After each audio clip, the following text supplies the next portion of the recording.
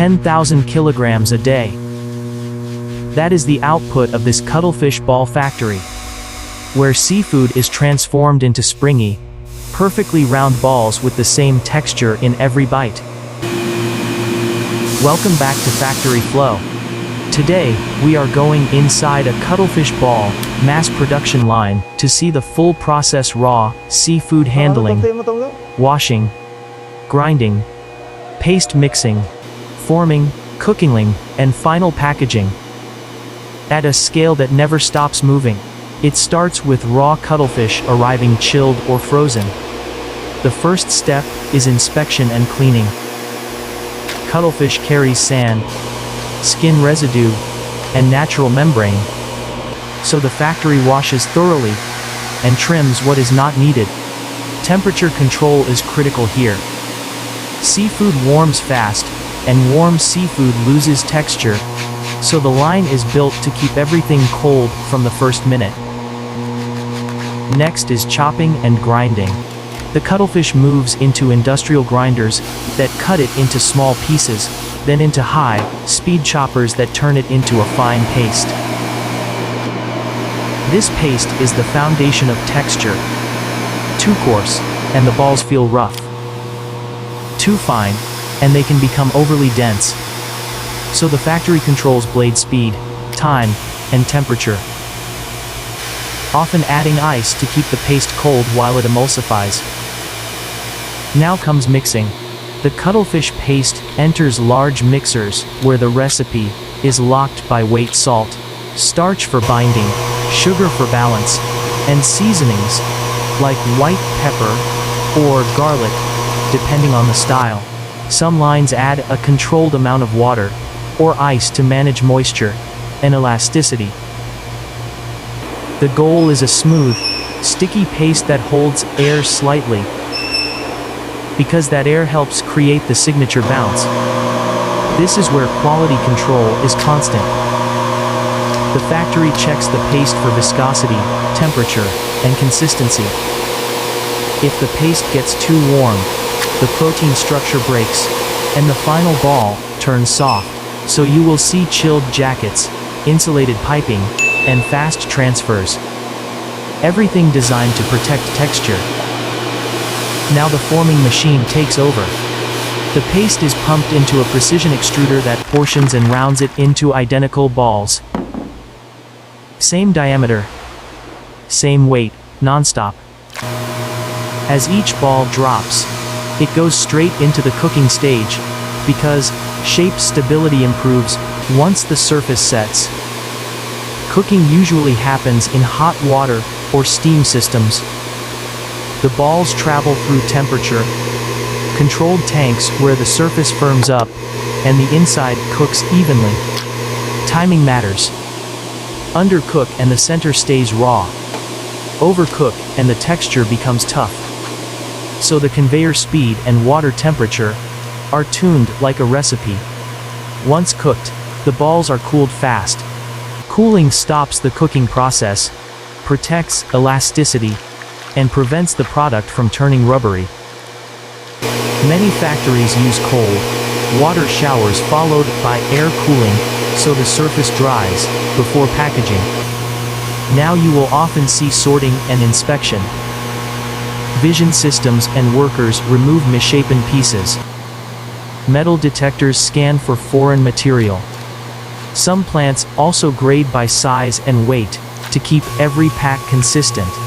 Next is packaging. Cuttlefish balls are weighed into bags or trays, then sealed, often with vacuum sealing or modified atmosphere packaging to protect freshness. Labels, batch codes, and expiration dates are applied for traceability, then cartons are boxed and sent to cold storage.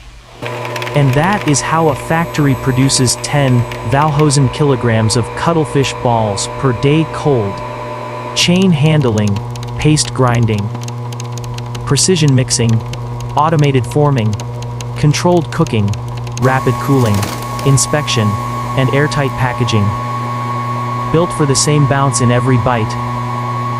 Now tell me in the comments, do you like seafood balls more in hot pot, noodle soup, fried snacks, or street food skewers.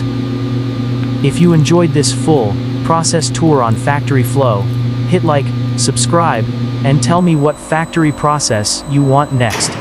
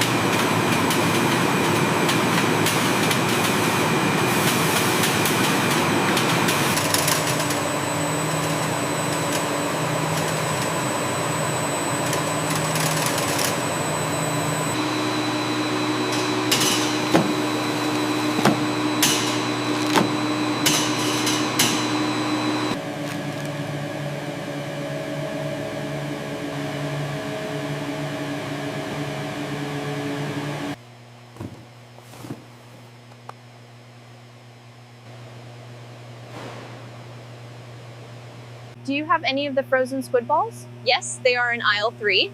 Great, thanks. Here are your fries and freshly fried squid balls.